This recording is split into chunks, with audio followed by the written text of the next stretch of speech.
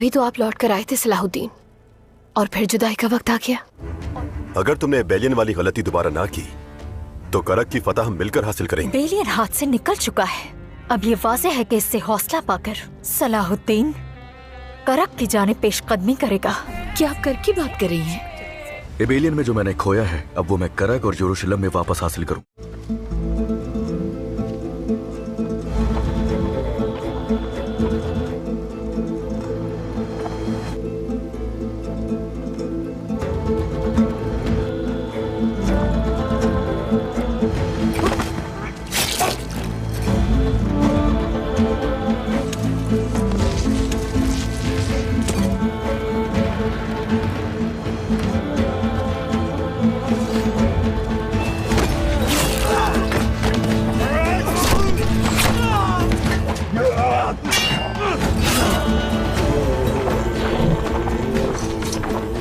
मुहाफिजों से निजात हासिल कर ली है। चलो फौरन खुदाई शुरू करते हैं। अब तुम लोग फौरन इनसे अपने कपड़े तब्दील कर लो और वक्तन फवक्तन कले खबर भेजते रहो कि सब कुछ ठीक है, ताकि उन्हें शक ना हो।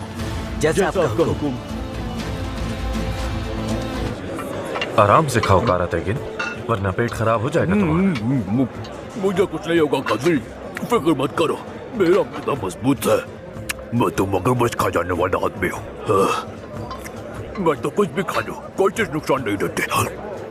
और हलफ का रास्ता भी तवील है, भूखा नहीं चल सकता मैं, और मैं खाली पेट उनका सामना नहीं कर सकता। क्यों है ऐसा? मजबूत दिखने चाहिए, रोब दिखाई देना चाहिए। खाओ खाओ, ताकत बनाओ। अगर हम ताकतवर नजर नहीं आए तो क्या होगा? तो वो अय्यूबी रियासत पर एतमाद नहीं करेंगे। खाओ। उसका इस सबसे क्या ताल्लुक है? हंसो हंसो, अल्लाह अल्लाह, खासतौर पर तुम।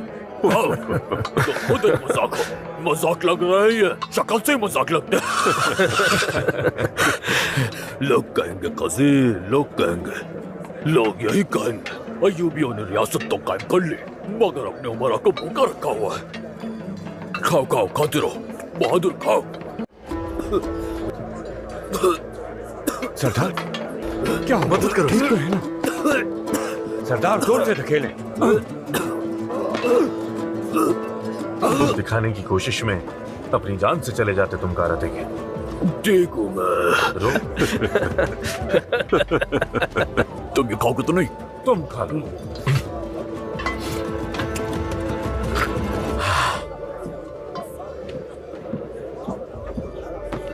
हाँ? मैं तुम्हारी हिम्मत को दाद देता हूँ। अब ऐसा और नहीं चलेगा। शुक्रिया चाचा। तुम्हारा भी शुक्रिया। देखो बेटी, मैं तुम्हारे बाबा की तरह। मैं वो बाप बंद कर चुकी हूँ, उसे दोबारा मत खोलिए। तुम्हारे लिए कोई नेक आदमी ढूंढता हूँ मैं। ठीक है, मैं तुम्हें इसकी उजरत देता हूँ।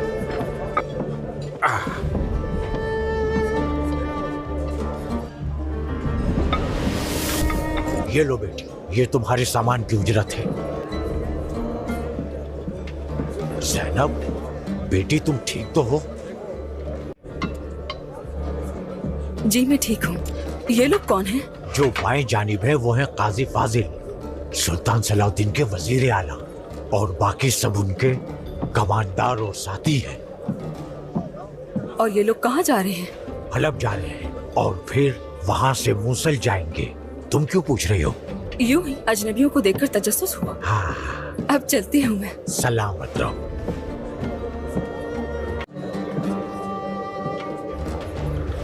जी भर के खाना खा लो, आज बहुत खा लिया मैंने।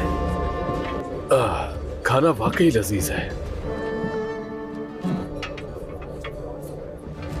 अरे खाते क्यों नहीं? हाँ। ये क्या हो रहा है काराकुश? इतनी जरबों के बावजूद कले की फसीलें हिली तक नहीं।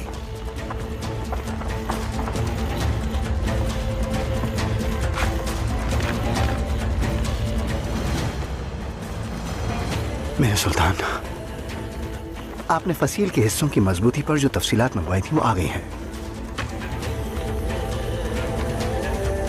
उन्होंने बैरूनी दीवारों को लोहे के सहारों और पत्थरों की तहों से मजबूत किया है। इस तरह दीवारों पर पड़ने वाला दबाव कम से कम 10 गुना कम हो जाता है। तो फिर एक बार के नुकसान के लिए हमें 10 बार वार करना होगा, क्या ये दुरुस्त है? दुआ करो कि बोरू और गोगबुरू कामयाब हो जाएं, ताकि सुरंग खोद सके, वरना मुहिम मुश्किल हो जाएगी।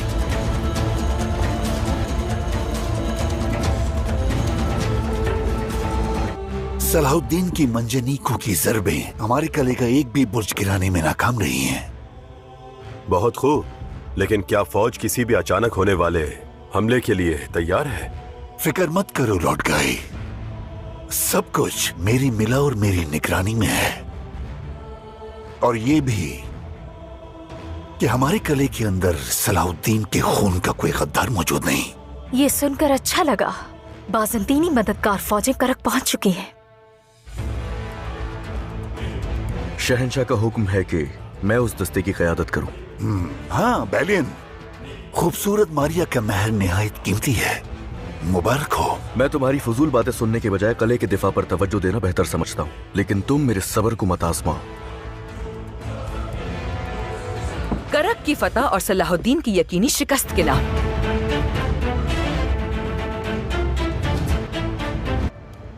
बैलियन और तुम्हारी शादी ने जितना मुझे हैरान किया उतनी ही मुझे खुशी भी हुई मारिया। कुछ शादियां जज्बात के बजाय अक्ल मंतक पर मबनी होती हैं कौंतेस, और कुछ शादियां मजबूरी में बगैर चाहत के। हाँ बिल्कुल, जैसे मेरी शादी शाटलियन से हुई। तुम्हारी मुश्किल सूरत हाल से वाकिफ हूं कौंतेस। जिस आदमी से तुम मोहब्बत करती हो वो तुम्हारे दरवाजे पर है, लड़ रहा है तुमसे, तुम्हारे किले के लिए। हरगिज़ नहीं कौंतेस, नहीं। खुद को अपने जज्बात का कैदी मत बनाओ कौंतेस। ऐसा नहीं हो सकता। काहिरा में जब मुझे कैदी बनाया गया तो सलाहुद्दीन ही था जिसने मुझे उस अंजाम से बचाया जो मेरी खाला का हुआ। ये सच है, लेकिन उसके खिलाफ मेरे दिल में मौजूद रंजिश कभी खत्म नहीं होगी। तुम्हारी खाला को क्या हुआ था? ये एक पुरानी दास्तान है, लेकिन तुम मुझ पर यकीन रखो मारिया।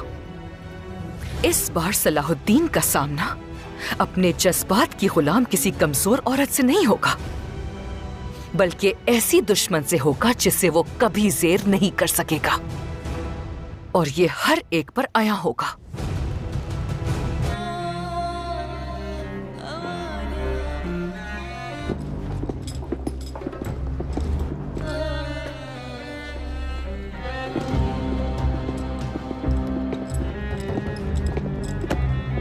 मेरे शहंशाह, करक रवानगी के लिए तमाम तैयारियां मुकम्मल हो चुकी हैं।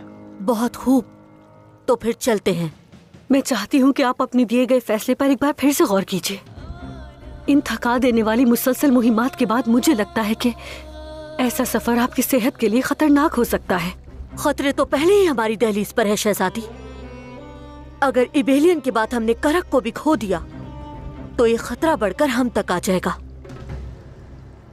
और मैं इसकी इजाजत नहीं दे सकता। लॉर्ड गाई, कॉन शैटिलियन और बैलियन सभी करक में हैं। जो जरूरी होगा वो करेंगे। बैतुल अजान की फतह इन्हीं की वजह से शिकस्त में तब्दील हो गई। इबेलियन और दमिश्क में हम रुस्वा हुए। मुझे इनमें से किसी पर एतमाद नहीं। मैं खुद जाऊंगा और फौज की क़यादत करूंगा। मेरे शहंशाह, आप ठीक हैं? बाल्विन, तुम्हें आराम करना चाहिए। इस हालत में तुम कहीं नहीं जा सकते। मैं इस जमीन पर खुदा की ढाल हूँ, मुझे कुछ नहीं होगा।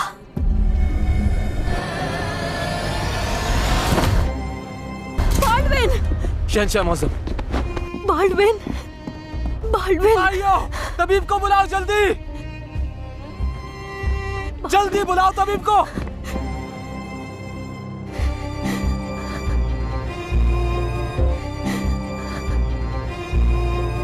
हम मंजनीकों से मतलूबा नतीजा हासिल नहीं कर सके। अब तुम्हें खुदाई पे तवज्जो देनी होगी काराकुश। हमें सुरंग के सहारों के लिए तुम्हारी मदद दरकार होगी। जो आपका हुक्म मेरे सुल्तान।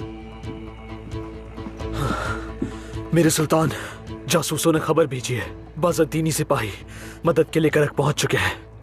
असल मसला किले की मज़ाहमत को तोड़ना है, इसलिए अब हमें 4 मुहाजों से हमला करना होगा। आपका क्या हुक्म है भाई? तुम अपने दस्ते के साथ सलीबियों के पानी के जखीरे को जहरालूद करोगे। आसिज, इब्राहिम, बुजुर्ग, तुम लोग निशानदही किए गए सलीबियों की रसद के तमाम गोदामों को नजर आतिश करोगे। मैं काराकुश के साथ मिलकर काम शुरू करूंगा मेरे सुल्तान। हम छछूंदर की तरह जमीन खोदेंगे ताकि किले में कोई कमजोरी तलाश की जा सके। अल्लाह तुम्हारा मददगार हो। आमीन आमीन।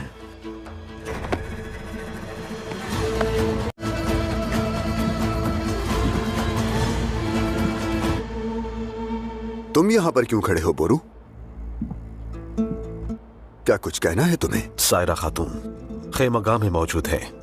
अगर आपकी इजाजत हो तो फतह की खातिर हमारे साथ काम करना चाहती। वो खातून क्या हमेशा तुम्हारे साथ जंग के मैदान में उतरती रहेगी? ऐसे ही लगता है मुझे। हम बरकत के रास्ते पर हैं। तो फिर ऐसा ही सही। तो चलो बुलाओ उसे अंदर। मुझे एबिलियन के लिए उसका शुक्रिया भी अदा करना है और इस रास्ते के अंजाम के बारे में उससे साफ साफ बात भी करनी है। क्या आप सच कह रहे हैं भाई? सच है ये। बुलाओ उसे। आवाजें बंद हो गई। शायद वो चरवाहा सलाउद्दीन अपनी बकरियों के साथ फरार हो गया। तुम्हारा क्या ख्याल है? सलाउद्दीन को अब बस उसकी मौत ही रोक सकती है। दमिश्क का सुल्तान शायद वाकई इतना ही पुरज़्म हो, मगर कोई सिपाही नहीं दिख रहा। सिपा सालार जितना सब्र नहीं होता उनमें। लगता है वो पानी के ज़खायर और खुराक को निशाना बनाएंगे ताकि मुहासरे को जल्द मुकम्मल कर सके। मैं जाकर पानी के चश्मों को देखता हूँ। मैं रसद के गोदामों की हिफाजत करता हूँ। जितना जल्दी उसे रोके उतना ही बेहतर है। बाज़ंतीनी लश्कर भी पहुंच चुका है। हिफाजती खदशात के बायस हम यरूशलेम से तादाद में फौज नहीं ला सकते, इसीलिए हम तादाद में कम हैं। और इसमें भी बुराई है कि सलाउद्दीन इस बात से वाकिफ है। एबेलियन में तुमने हमारे लिए अपनी जान खतरे में डाल दी और अब दोबारा भी यहां हमारी मदद के लिए आ खड़ी हो। हम तुम्हारा यह कर्ज कैसे उतारेंगे? अस्तगफिरुल्लाह मेरे सुल्तान, बल्कि आप लोगों की कर्जदार हूं मैं जो कुछ भी कर लूं माजी की गलतियों का अज़ाला नहीं हो सकता। वो तल्ख यादें दोबारा दोहराने की जरूरत नहीं है तुम्हें, लेकिन इंसान किस्मत की सितम जरीफी पर हैरान हुए बगैर नहीं रह सकता। ताजिर राकिफ की बेटी बोरू के शाना बशाना खड़ी है और कुद्स की जद्दोजहद में हमारी खादिम बन चुकी। और बाज़-औक़ात इंसान के अंदर की गिरहें बस एक नजर से खुल जाती हैं। क्यों ना तुम्हारे दरमियान इस रिश्ते को हम कोई नाम दे दें? क्या ये मुनासिब रहेगा? जी बिल्कुल भाई, ये बहुत अच्छा होगा, लेकिन एक के बाद एक मुहिम होते हुए ये कैसे होगा? मैं हमेशा कहता हूं कि एक मुजाहिद की पूरी जिंदगी 2 मुहिम्मात के दरमियान होती है। जो अपनी खुशी के लिए तवील आराम तलाश करते हैं। मैं भी आपकी तरह इस रास्ते पर चलने को राजी हूं। जिससे मोहब्बत हो वो आसपास हो तो कमजोर सी उम्मीद भी काफी है। हमारा मकसद तो शुरू से यही था कि हम दोबारा से एक हो जाएं मेरे भाई, लेकिन मुझे ये डर है कि सिपाही ये समझेंगे कि हम जाती मामलात में उलझे हुए हैं। बिल्कुल भी नहीं, तुम इस लश्कर के सिपाही हो और तुम्हारी जद्दोजहद के सब गवाह भी हैं। एबेलियन तुम्हारे रिश्ते का गवाह था और करक में तुम्हारी शादी हो। क्या तुम ये नहीं चाहोगे?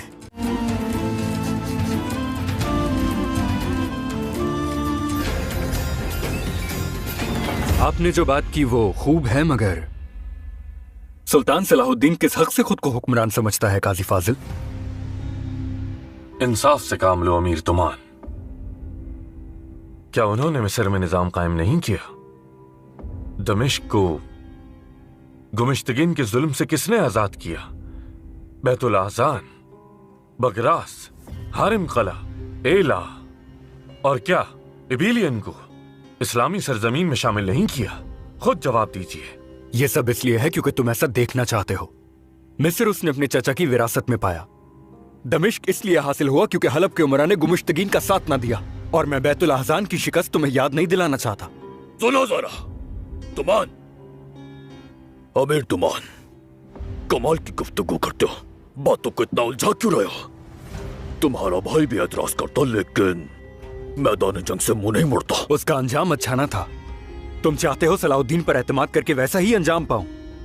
हमारा दीन और वफादारी सुल्तान नूरुद्दीन के साथ है। सलाहुद्दीन ने अपनी खानदानी रियासत कायम करके साबित कर दिया कि उसके जाती मफादात हैं। अरे तुम सुल्तान नूरुद्दीन के बारे में क्या जानते हो?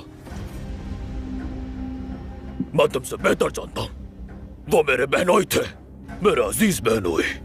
सुल्तान सलाहुद्दीन पर उनका कितना एतमाद था अच्छी तरह जानता हूँ मैं। तुम्हारी हिमायत तो इसलिए है क्योंकि कबीले से महल तक पहुंचा दिया। इसे देखो जरा, तुमान, यही राख कर दूंगा मैं। हम यहाँ लड़ने नहीं आए, बल्कि अपना मकसद समझाने आए हैं। करक कुद्स की तरफ आखिरी कदम है। मस्जिद अक्सा को सलीबियों के जबर से आजाद कराने के लिए हमारे साथ शामिल हो जाएं और अयूबी सल्तनत के परचम तले मुत्तहिद हो जाएं। कैसे इत्तेहाद काजी फाजिल? ये सुल्तान का ख्वाब है। करक फतह होना नामुमकिन है। असल नाकाबिले तस्खीर दीवारें इंसान के जहनों में होती हैं। खलीफा की तरफ से खिलत और रियासत को तस्लीम कर लेना क्या तुम्हारे लिए रहनुमाई नहीं है? सुल्तान सलाहुद्दीन ने सिर्फ दमिश्क में अपनी कानूनी हैसियत को यकीनी बनाया है। हम एक ही सल्तनत को जानते हैं और वो है जंगी सल्तनत। हम एक ही सुल्तान को जानते हैं और वो है सुल्तान इस्माइल।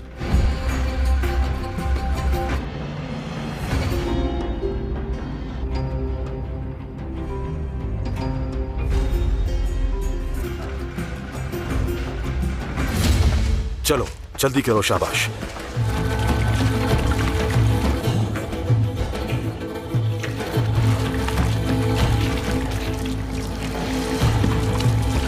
ख्याल रखना, पानी को छूना मत।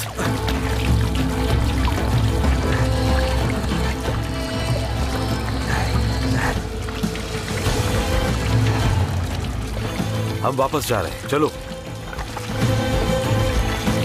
काम मुकम्मल हो गया, अब चलो।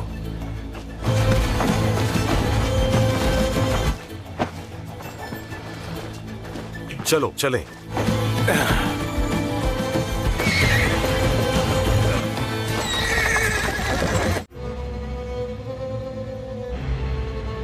दुश्मन की तादाद तवक्को से कम है बुजुर्ग।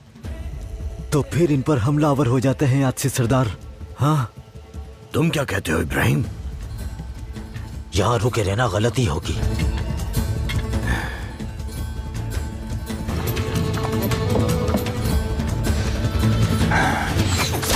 हमला हो गया है।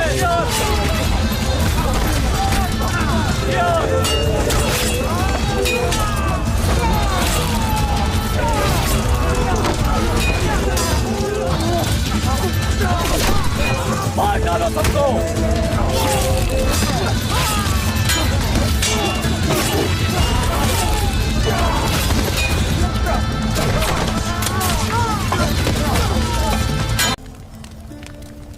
बैतुल मक़दिस हमारा है।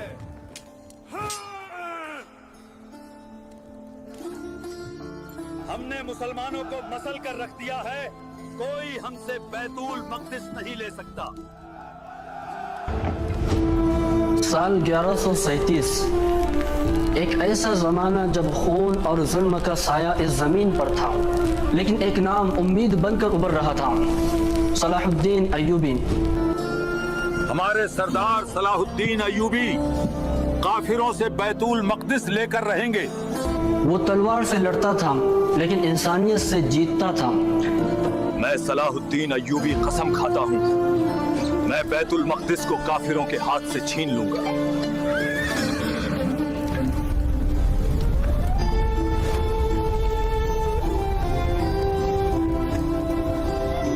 साल 1099 बैतुल मक़दिस वो पाक जमीन जहाँ कभी पैगंबरों ने कदम रखे थे आज आग में जल रही थी। धूल और धुआं चारों तरफ फैला हुआ था। टूटी मस्जिदें, जले हुए घर और सड़कों पे बिखरे हुए लाशों के ढेर। मेरे बच्चे, कोई मेरे बच्चे को बचाओ। यूरोप से सलीबी फौज अल्लाह के नाम पर नहीं बल्कि अपनी झूठी मुक़द्दस जंग के नाम पर कत्ले-आम कर रही थी। उन्होंने मस्जिद अक्सा में घुसकर लाखों मासूम लोगों को बेरहमी से मार डाला। कहा जाता है कि उस दिन 70,000 से ज्यादा मासूम लोगों का खून बैतुल मक़दिस के गलियों में बहा था। सूरज डूब रहा था लेकिन उसकी लाली खून की तरह लग रही थी। धरती आसमान सब रो रहे थे। उम्मत का दिल टूटा था। हर मुसलमान की आंखों में बस एक सवाल था, क्या कभी अल्लाह इस शहर को कभी आज़ादी देगा? उस वक्त दूर तकरीत नाम के एक छोटे से शहर में एक बच्चे का जन्म हुआ। उसका नाम था यूसुफ इब्न अय्यूब। कोई नहीं जानता था कि ये बच्चा इस जुल्म की रात को ख़त्म करने वाला सूरज बनेगा। और इतिहास में लिखा गया, जहाँ दर्द की शुरुआत हुई थी वहीं से उम्मीद का जन्म हुआ। तकरीत का छोटा सा शहर, सूरज की पहली किरण पहाड़ों से उतरती है और मिट्टी की खुशबू हवा में घुल जाती है। एक छोटा सा लड़का यूसुफ अपने वालिद नजमुद्दीन अय्यूबी के साथ मस्जिद जा रहा है। हाथ में लकड़ी की तख्ती है जिसमें कुरान की आयतें लिखी हुई हैं। यूसुफ उस्ताद से कहता है, क्या कभी बैतुल मक़दिस मुसलमानों के हाथ में फिर से आएगा? बेटे, अगर तेरे जैसे सच्चे दिल वाले खड़े होंगे तो अल्लाह जरूर मदद करेगा। लेकिन याद रखना, बैतुल मक़दिस तलवार से नहीं बल्कि ईमान और अक्ल से फतेह होगा। उस वक्त तो यूसुफ के दिल में एक बीज बोया गया, सपने का बीज। शाम के वक्त पहाड़ी पर यूसुफ के वालिद उसे समझाते हैं कि बेटे, जब तू बड़ा होगा तो अल्लाह के बंदों की मदद करना, कभी जुल्म के आगे सर न झुकाना। यूसुफ कहता है, अब्बा, अगर अल्लाह ने मुझे ताकत दी तो मैं बैतुल मक़दिस को जरूर आज़ाद कराऊंगा। शायद उस वक्त उसके वालिद को भी नहीं पता था कि ये बच्चा एक दिन सुल्तान सलाहुद्दीन अय्यूबी कहलाएगा। और इसी तरह इस बच्चे का पहला सपना बीज की तरह उगा। धीरे धीरे वो बढ़ेगा और मजबूत होगा और एक दिन पूरी दुनिया को रोशन करेगा। साल बीतते गए। अब वो नन्हा सा बच्चा यूसुफ जवान हो चुका था। तेज नजरें, मजबूत इरादा और दिल में वही सपना, बैतुल मक़दिस को आज़ाद करना।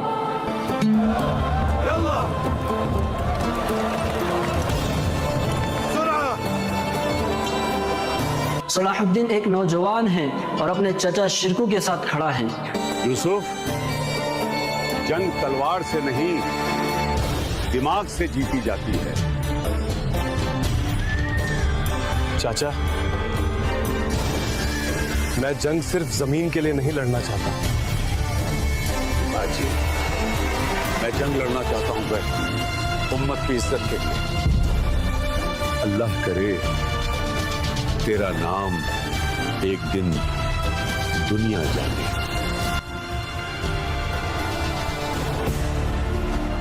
फिर शुरू हुई मिस्र की जंगें।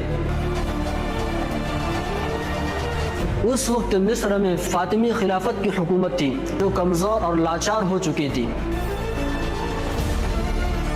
सलीबी फौजें मौका तलाश कर रही थी कि मिस्र पर कब्जा कर ले, लेकिन अल्लाह ने मिस्र की हिफाजत के लिए सलाहुद्दीन अय्यूबी को भेजा था।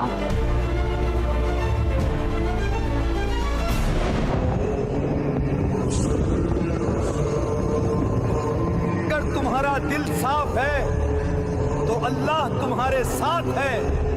लड़ेंगे न कि ताकत दिखाने के लिए बल्कि जुल्म मिटाने के लिए। अल्लाह के नाम पर आगे बढ़ो, डरना मत, जीत यकीनन हमारी है। तू गिरा नहीं है, बस भाग गया है। उठो, अल्लाह हमारे साथ है। मिस्र की ये जंग महीनों चली, लेकिन आखिरकार सलाहुद्दीन अय्यूबी की ईमानदारी और हिकमत अमली ने दुश्मनों को घुटने टेकने पर मजबूर कर दिया। फातिमी खलीफा की मौत के बाद मिस्र की आवाम ने एक ही आवाज में कहा, सुल्तान सलाहुद्दीन अय्यूबी। आज से मिस्र में कोई भूखा नहीं सोएगा।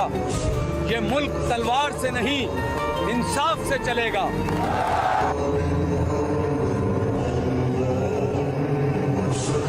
और यूं जिसने एक सपना देखा था, एक सल्तनत का मालिक बन गया। लेकिन इसके दिल में अभी भी एक अधूरा ख्वाब था, बैतुल मक़दिस। काफ़ी मुश्किलों के बाद जब मिस्र में इंसाफ का सूरज तो उग चुका था, लेकिन बैतुल मक़दिस अभी भी सलीबी ताकतों के कब्जे में था।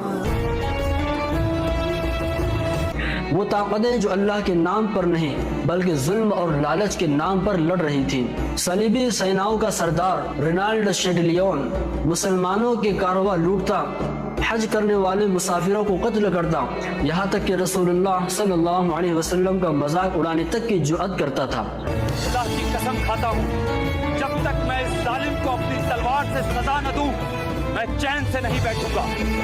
सलाहुद्दीन ने मिस्र, शाम और मूसल से फौजें मंगवाई। हम तलवार से नहीं, ईमान से जीतेंगे। याद रखो बात, अगर दिल में तकवा है तो फतह हमारी है। हत्तीन का मैदान जल रहा था, चारों तरफ रेगिस्तान, प्यास और धूप की लपेटे थे। सलाहुद्दीन ने अपनी हिकमत से सलीबियों के पानी के सभी रास्ते बंद कर दिए। सामने था कैंसिलर किंग गाइडन लुसनिया और वही रिनाल्ड शेडलियोन जिसकी जुबान जुल्म से भरी हुई थी। दोनों सेनाएं टकराई, तलवारें हवा में चमक रही थीं, तीर बारिश की तरह बरस रहे थे। सलाहुद्दीन खुद सबसे आगे थे, उनका झंडा आसमान में लहरा रहा था। भाई डरो मत, शहादत मौत नहीं, जिंदगी की शुरुआत है। सिर्फ 2 दिन में सलीबी ताकतें टूट गईं, उनका झंडा गिर गया। रिनाल्ड और गाय दोनों कैद हो गए। तूने मुसलमानों का खून बहाया, अब इंसाफ का वक्त आ गया। और यूं सलाहुद्दीन ने अपना वादा पूरा किया, जालिम को मिटाकर इंसाफ को जिंदा कर दिया। हत्तीन की जीत सिर्फ एक जीत नहीं बल्कि ये जीत एक ईमान की जीत थी, जुल्म पर इंसाफ की जीत थी। अब रास्ता खुल चुका था, बैतुल मक़दिस तक पहुंचने का रास्ता और आसान हो चुका था। सुल्तान सलाहुद्दीन अय्यूबी फतेह के सफर पर निकल चुके थे और साल था 1187।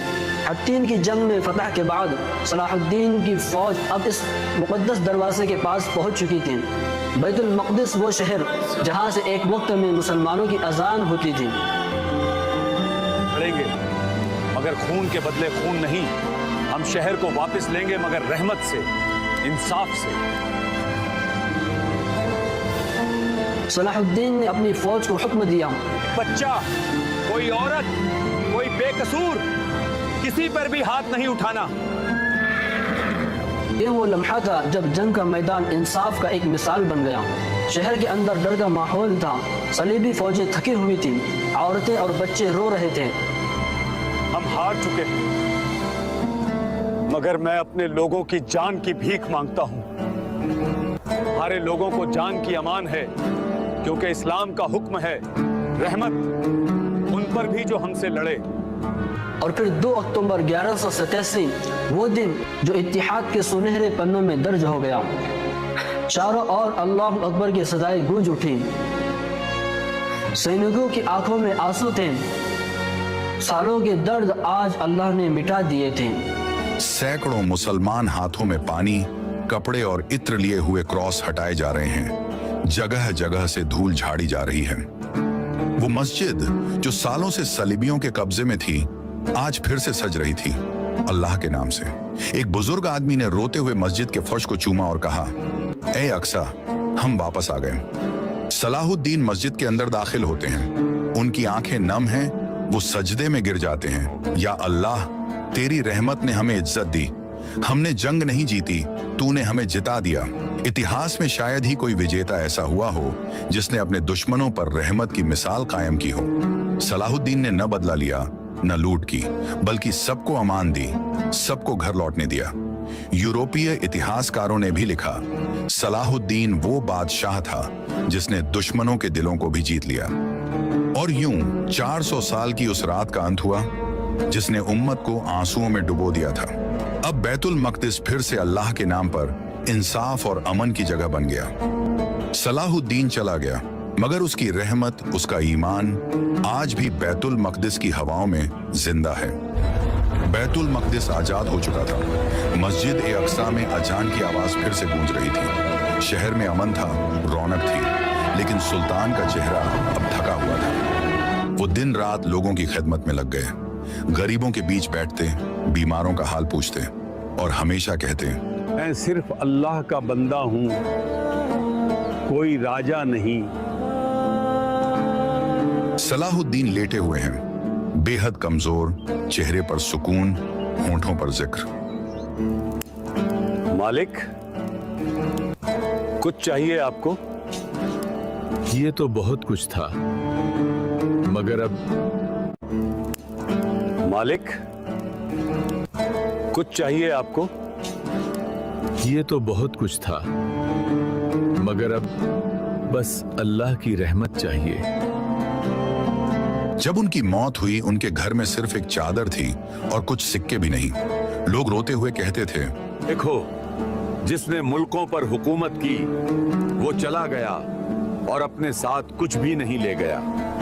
हजारों लोग सड़कों पर, सबकी आंखों में आंसू, जनाजा आगे बढ़ रहा है। लोग चिल्ला चिल्ला कर कह रहे हैं,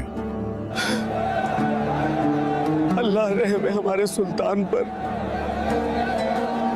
कहा जाता है उस दिन यहूदियों ने भी, ईसाइयों ने भी और मुसलमानों ने भी सलाहुद्दीन के लिए दुआ की, क्योंकि उन्होंने सिर्फ एक कौम नहीं, इंसानियत को राहत दी थी। सदियां बीत गईं, राज बदलते गए, सरहदें मिटती रहीं, मगर जब भी कोई बैतुल मकदिस को देखता है तो उसे याद आता है वो सुल्तान जिसने तलवार से नहीं, दिल से जंग जीती थी। जब धरती पर जुल्म बढ़ जाए तो कोई ना कोई उठता है सलाहुद्दीन बनकर। अल्लाहु अकबर, अशहदु अल्ला